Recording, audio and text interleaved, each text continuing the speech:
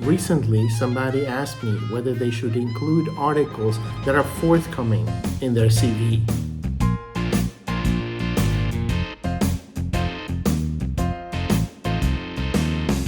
And I think this is a really interesting question because I think my students probably have heard me saying not to include these. But the reality is not so simple because when you're only starting out, you need something to kind of boost your CV with. But you want to boost it with the right thing. You don't want to overdo it and include stuff that's actually not that relevant or maybe not that valuable.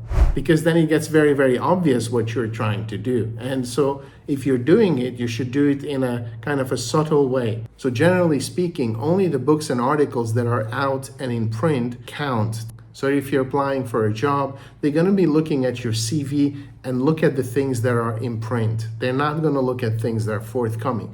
The forthcoming things are only valuable in terms of showing the direction in which you're going and also that you're working right now on things. So you're not slacking, you're not doing other things, but you're actually working on your publications. So you want to show this.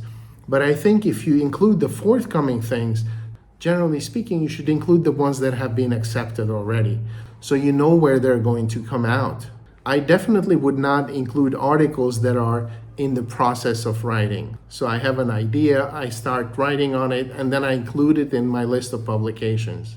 So it's obviously very easy to do something like that because I can say that I'm working on something, and who's going to check? They're not going to look at my computer. So I can say almost anything. And to be honest, people looking at your CV also know this, so they're not going to take that into consideration. But if you put too many of these future things onto your CV, then it kind of looks less professional. So I would urge you not to do that. So include the one or two publications that have been accepted, especially if this is into a peer-reviewed journal, and then just leave the other ones out. Personally speaking, I remember at the beginning of my career, I used to list an article I wrote about seals as forthcoming because, well, it was forthcoming.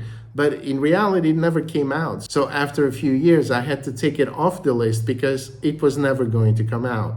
And later, I just recycled it. I posted it on a website and actually it got quite a few hits.